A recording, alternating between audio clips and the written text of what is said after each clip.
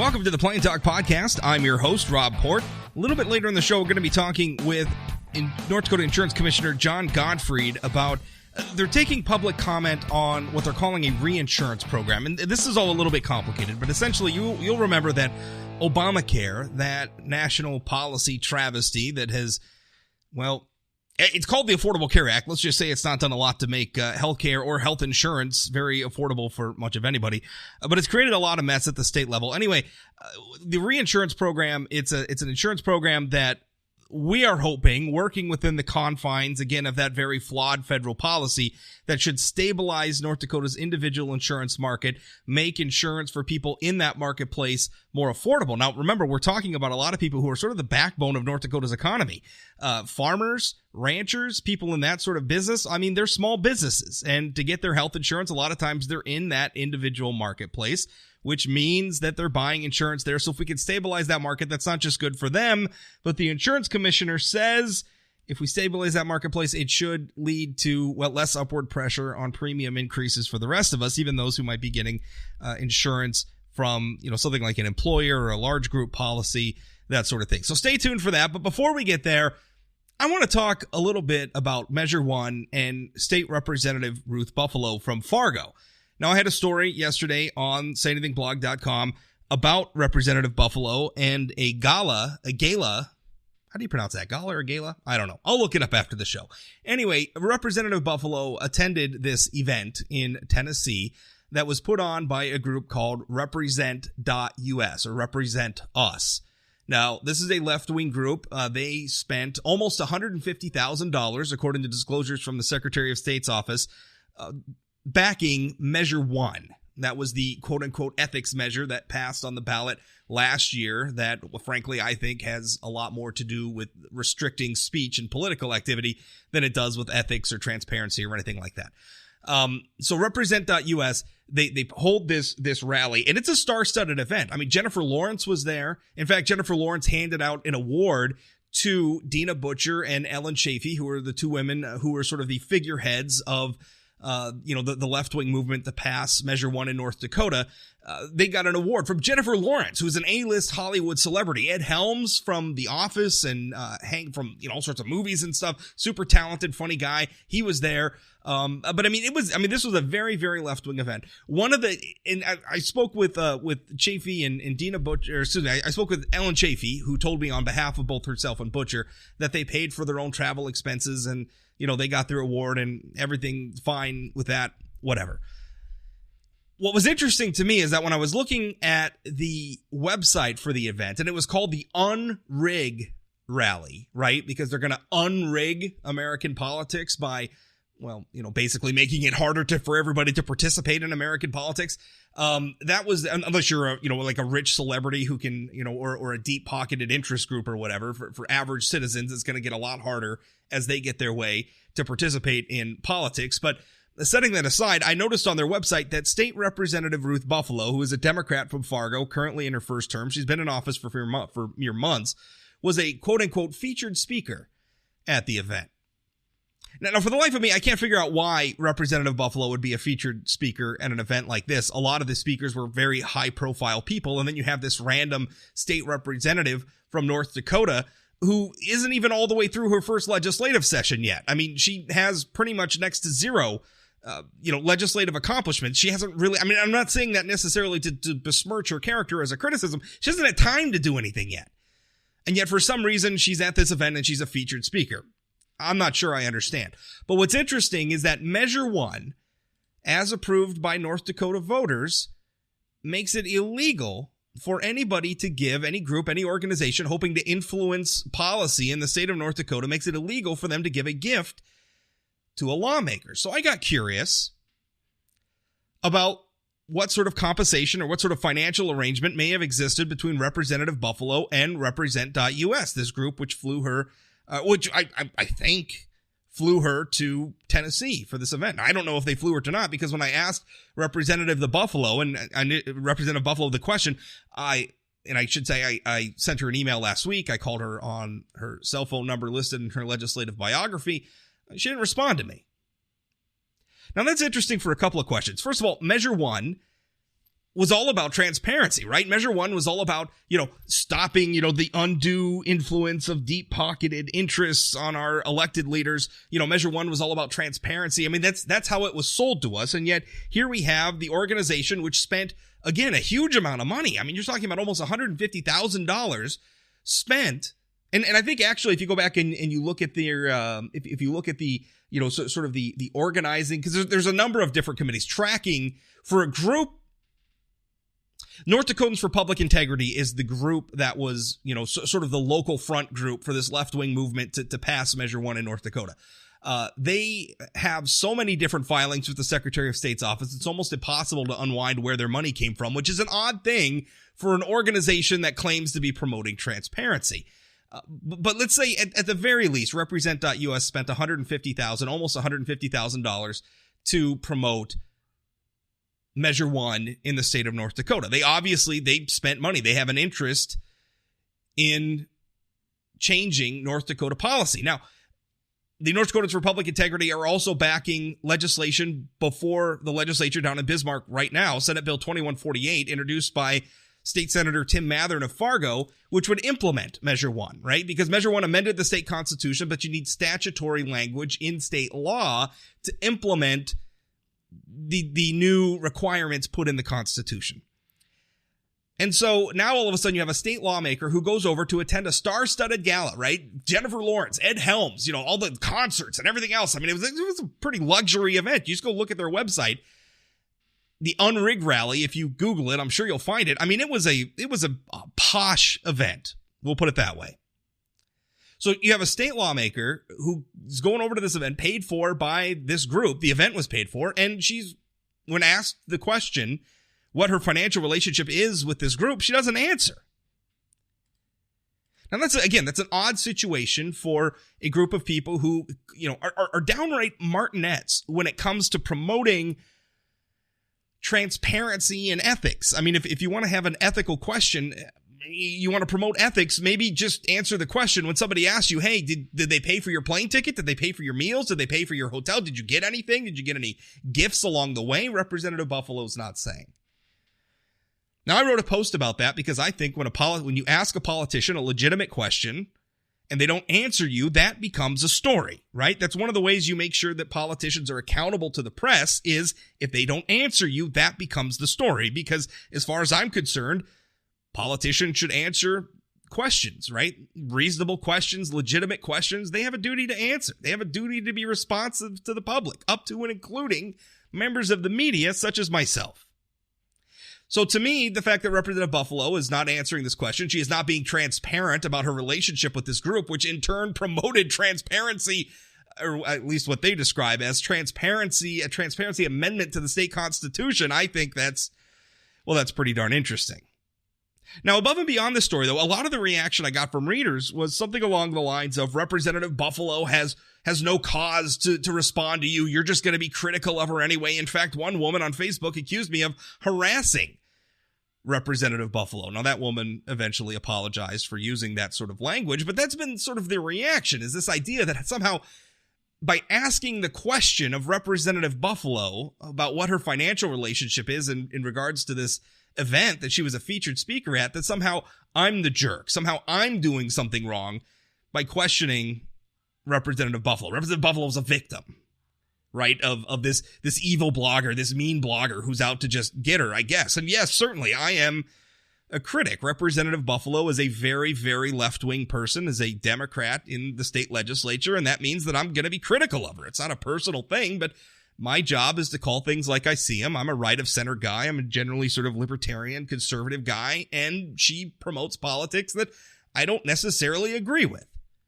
So yeah, I'm going to be critical. But you know what? I feel like politicians should have to even answer their critics when it's fair questions. Now, I'm not talking about questions like, the proverbial, when have you stopped beating your wife type questions. I don't think lawmakers, have any responsibility to respond to members of the public who are legitimately being, harassing, or members of the public who are, legitimately just asking nonsense questions or asking the same question over and over again. I mean, there's only a certain amount of time that these lawmakers have, these politicians have, and, they don't necessarily need to waste it responding to people who aren't being serious. But if I can just, pat myself on the back here, I have 2 print columns in just about every daily newspaper in the state. I have this podcast, which is listened to by thousands of people. I have a blog that is read by thousands of people. I'm a pretty, dare I say, kind of an important person in North Dakota politics. I'm asking a fair question about Representative Buffalo's finances, and she's not answering. And that, to me, is the problem. And I think the response many in the public have had to me even asking the question is indicative of an even larger problem, which is that how often we on the right and the left are unwilling to hold our own side accountable. Now, in the last couple of weeks, I was critical of a group of Republican lawmakers on a committee in the State House.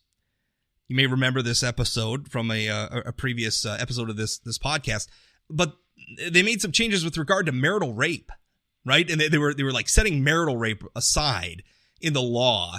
And this was dealing with parenting rights for people who may have created a child through rape, right? And so they set out this carve out in the law where the courts couldn't terminate the parental rights of somebody who committed a rape within the confines of a marriage, in which to me was my reaction, my headline was, it's still rape, you idiots. That was me being critical of Republicans, because sometimes Republicans do stupid things and they need to be called out on it. Now, recently also, I've been kind of on a tear about vaccines. Now, there's a significant portion of the right-wing base, and there's a significant portion of the left-wing base too, if we're at it. But there's a significant portion of the right-wing base that is very, very anti-vaccination. I don't have any problem taking those people on, because I don't have any problem holding my own side to the extent that I belong to any side. I don't have any problem holding my own side accountable. But yet here we have an example where a politician has done something questionable, done something for which reasonable questions might be asked, refusing to answer those reasonable questions and getting defended in that choice because the person asking the question is a critic. Now, to me, that just seems absolutely nuts. If the question's a fair question, then just answer the question.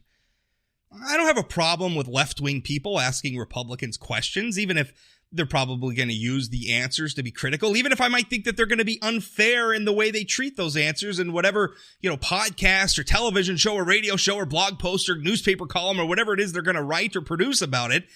Maybe I'm not going to agree with their criticism, but if the question's fair, answer the question. It's really hard to break through the bubble that politicians sort of create around themselves, right? It's hard to crack through that veneer that the politicians, build around themselves for the public. And I'm generally in favor of anybody who could crack through it and get any sort of candid information out of these people. Every week I host, 2 of our 3 members of the federal delegation, U.S. Senator Kevin Cramer and Congressman Kelly Armstrong, on this podcast to take your questions. And I'm sure those of you who have asked the senator and the congressman some real zingers, some real tough questions, that I ask them. I don't set them aside because they're tough questions. I ask the questions, even when they're tough ones, even when they're zingers, even when they're questions I think that are maybe a little questionable. I still ask them because I think that they should answer. And I think Representative Buffalo should answer. We should understand what her relationship is with Represent.us. We should understand what, if anything, was paid for her trip to Tennessee. It's a fair question. She's a public official. It was a fair question asked through her official channels, her official legislative email address, and the telephone number she listed in her legislative biography. So I hope Representative Buffalo answers me soon. I'm, perhaps... And I guess, we'll see what the nature of that financial, if she does answer, we'll see what the nature of that financial relationship is. And I should add here, I don't have any problem with Representative Buffalo traveling to Tennessee for that event. I don't think that sort of thing should be restricted at all, even though Measure 1, if implemented, when fully implemented, would seem to restrict that sort of thing. I don't think it should be restricted. I think it should be disclosed. I think it should be transparent, but not restricted. And that's it for today's rant. North Dakota Insurance Commissioner John Godfread joins me next.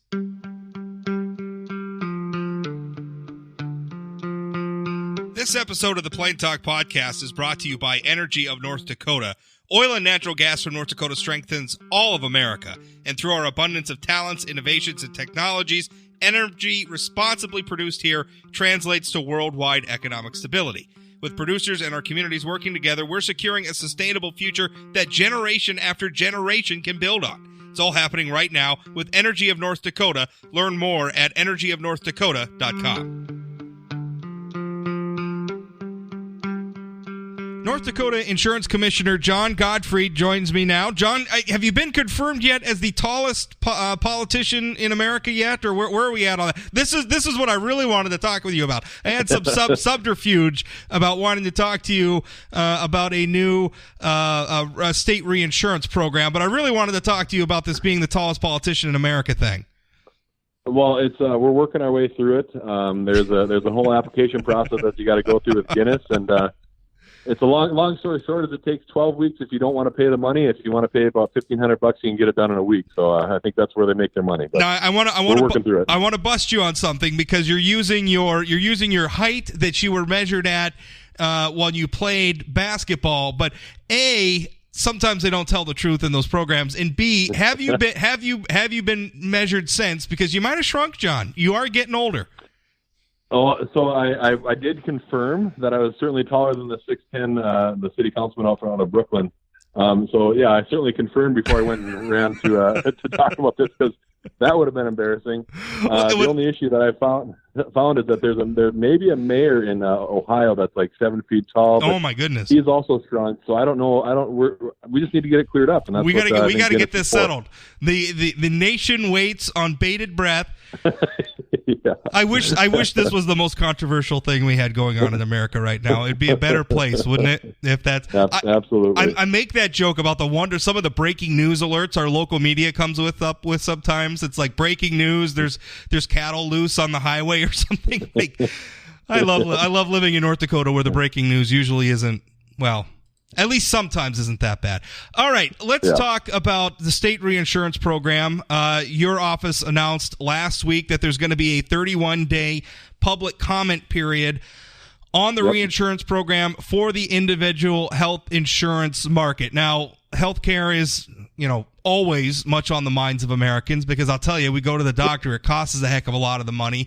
Healthcare policy at the federal level has been a mess. Most recently, our president says that, he wanted to take the issue up again. I guess maybe Senate Republicans aren't keen on that. I don't know where we're at on this, but so let's talk about a place where we can actually maybe make some policy progress. What's this reinsurance program? What does this mean for North Dakotans? So the real short story of it is we believe through this reinsurance program we're going to see a 20% reduction on the individual market in the rates. Now this came by way of a study that we conducted last May through released the findings in September in front of the interim Healthcare Reform Review Committee. Drafted a bill for this legislative session. That bill is currently still working its way through. It's been approved by both houses. I need to get a minor concurrence from the House to get it to the governor's desk and then get a governor's signature. But it's also it allows us to apply to the federal government to do this, and so we've got to seek a waiver through the ACA to be able to do this program, which is a whole other topic that we've got to go get a blessing from the federal government to do this, which is kind of crazy. But in order to meet the timelines that we need to meet to get it for the 2020 plan year, we've got to start taking some steps now. And one thing we can do is open it up for public comment, and that's what we announced last Friday, that we were opening it up, and take that 30-day or 31-day window and allow the public to comment on it. We're going to have a meeting in Fargo. We're also going to have another meeting in Bismarck. I believe they're in a couple weeks here. And so a chance for the public to come forward and talk about hopefully their support for the program or their dislike of the program. Again, the comments will need to be focused on the reinsurance program itself. And so that's all available on our website, the study we did, the draft application that we're working on. And so while we're waiting that final legislative hurdle and getting that signature from the governor, in order to meet the timelines to get to the 2020 plan year, we had to open up for public comment on last Friday in order to get that. And so it is a little bit of a cart before the horse. We certainly understand that the governor can still choose to sign or choose to veto. That's certainly within his purview. But we're hopeful for a positive recommendation out of legislature and then a signature by the governor, and we can move forward. And if that happens, we needed to have the public comment period open. Who is this for? I mean, this is for people who would seek insurance through the individual marketplace. I guess what the healthcare exchange or whatever the nomenclature is we're using for that. Well, that's the direct impact. So we've got about 21,000 North Dakotans who actually have to go out and purchase their own health insurance. So they're on that individual market. They don't get it through their employer. They don't get it through the government. And within that marketplace, we've got 42,000 that do that, and then there's 21,000, so about half receive a subsidy from the federal government. So that's that advanced premium tax credit. So they get their premium essentially capped based on their income. There's another 21,000 North Dakotans who don't receive any kind of assistance, and they've taken year over year of that 20+% increase on that marketplace, and are really at the point where they can no longer afford health insurance. So we describe it as that those are farmers, those are ranchers, those are small business owners, the folks who don't have access to that large market. They're the ones who are out having to go out and buy that insurance and really, taking it in the pocketbook. And when you talk about things that are discussed around the kitchen table, it's this. It's how do we afford health insurance next year? And we have families who are making the decision and saying, well, thankfully we didn't have any issues last year. Maybe we forego it this year and take the risk. And that's a pretty big risk to take. And we're hopeful that we can provide some relief on that marketplace through this reinsurance program to do that. And it's important to note that this isn't the silver bullet. We need federal reform. We need reform out of Congress. I'm not anticipating anything anytime soon. And depending on how the next election goes, that may very well depend on what kind of healthcare reform we see, or if we see any at all. And so in the short term, I believe we got to do something to help that population. That, again, those are farmers or ranchers, and we've got a high number of folks who purchase health insurance but don't have access to that large market. And so this was really our only option to provide a relief in that area, because of the ACA is so restrictive on what you can and cannot do, the things that you can and cannot ask a waiver for. And so you're seeing a number of states seek a reinsurance program, somewhat similar to ours and somewhat similar to other states. It's the same concept.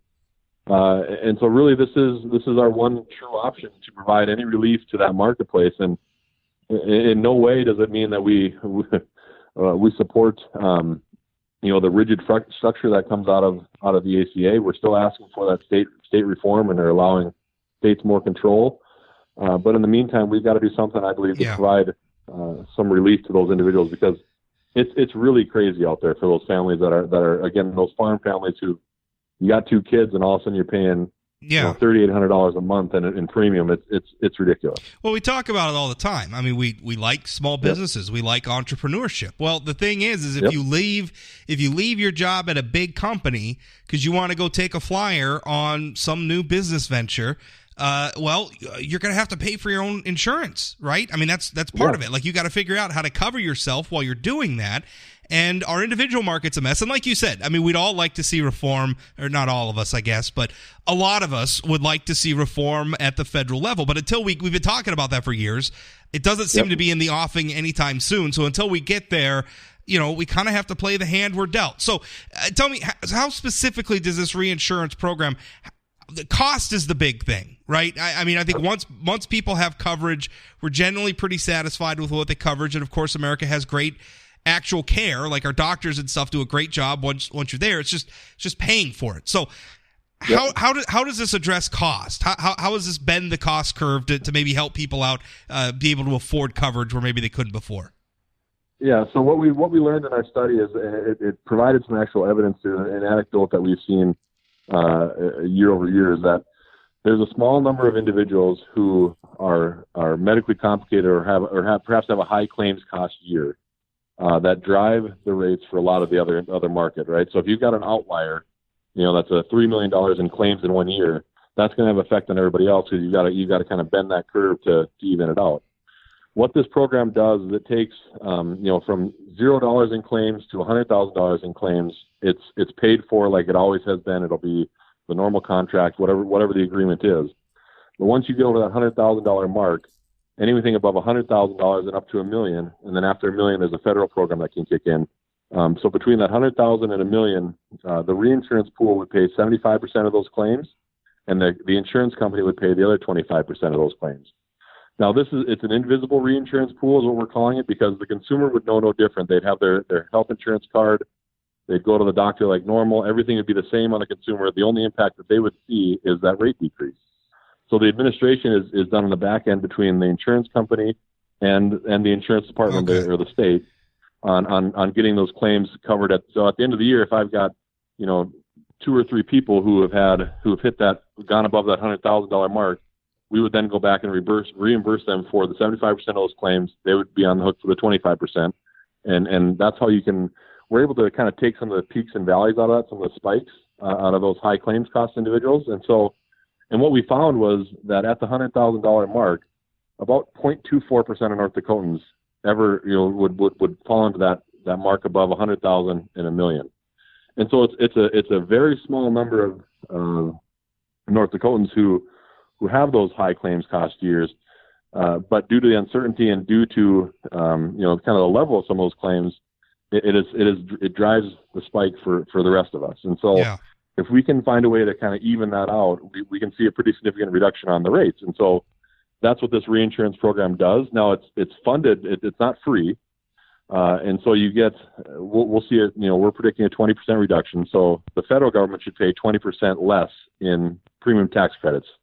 So they pass those savings on to the states, and then the state's responsible for the other portion of it, which is about $25 million in a calendar year. And so we're funding that through an assessment to the carriers. So they'll be assessed per market share based on what they'd owe. And then the carrier is allowed to credit that back on their premium taxes. So there's a tax credit on the back end of that. So that should have a minimal impact. It should have no impact on the rest of the marketplace, the large group, the small group, the other areas where you get insurance. So we believe it's a fair way to use it. Those tax dollars that we pay on our premium taxes, they're going to be used to hopefully impact the rest of the market, because if you have a stable individual market, which this should help do, then it should be able to stabilize the rest of the marketplace. Because the minute we lose our individual market, so if for whatever reason our carriers say, you know what, this market's getting too sick, it's getting too complicated, we can't price it appropriately, we're just not going to offer it, my belief is the federal government will step in and say, well, you know what, we can provide a Medicare solution for those individuals.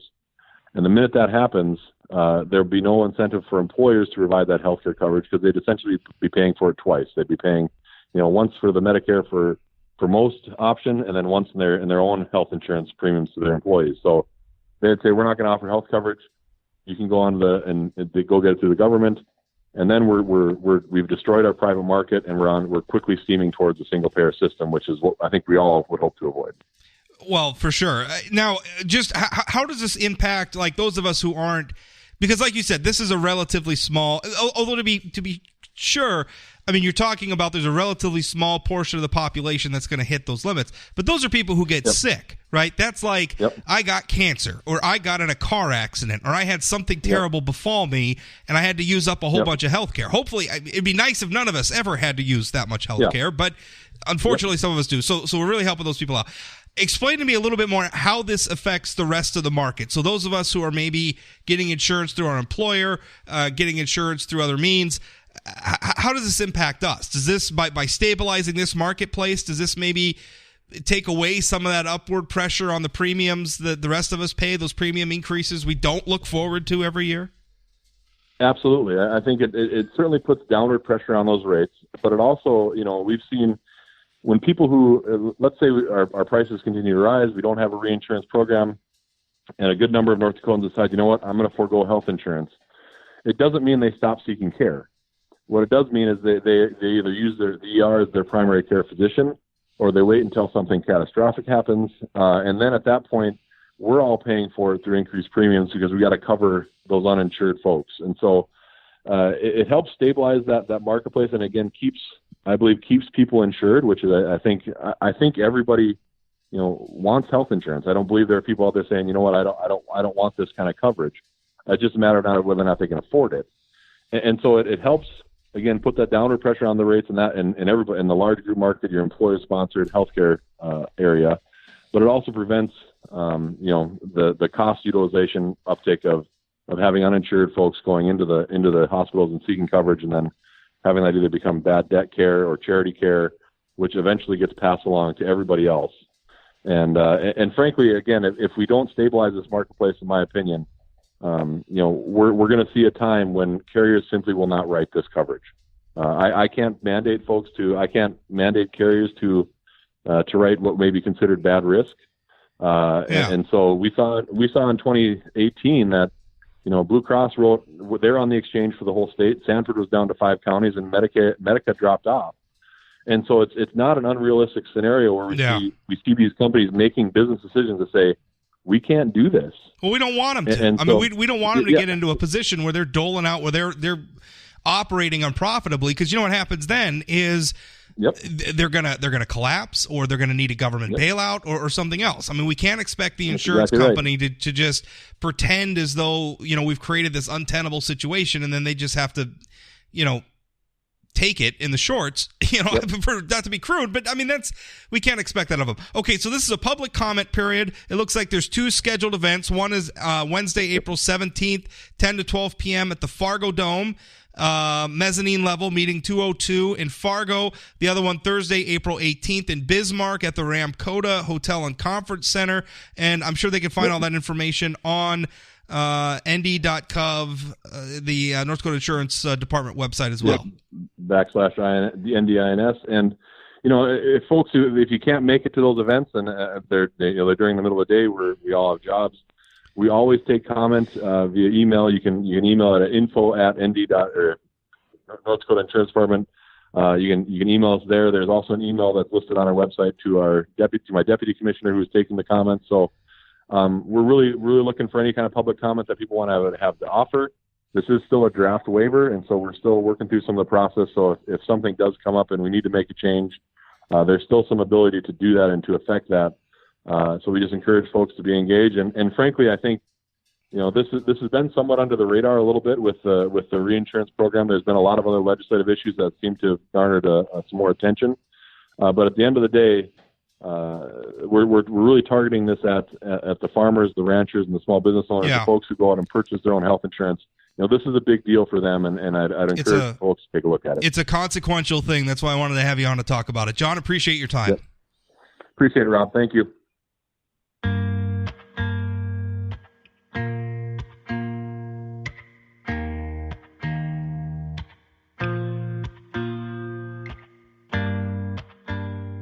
That's it for today's podcast. If you're listening to this podcast on a platform that allows you to rate and review what you're listening to, if you would leave an honest rating and or an honest review, I would sure appreciate it. That sort of thing helps, all the algorithms in these podcasting apps helps maybe recommend this podcast to other people who would enjoy listening to it. If you have any comments or feedback on the show, you can email those to rob@sayanythingblog.com. I get emails from you folks regularly who might be having trouble, finding the right place to listen to the podcast or whatever. I'm happy to help.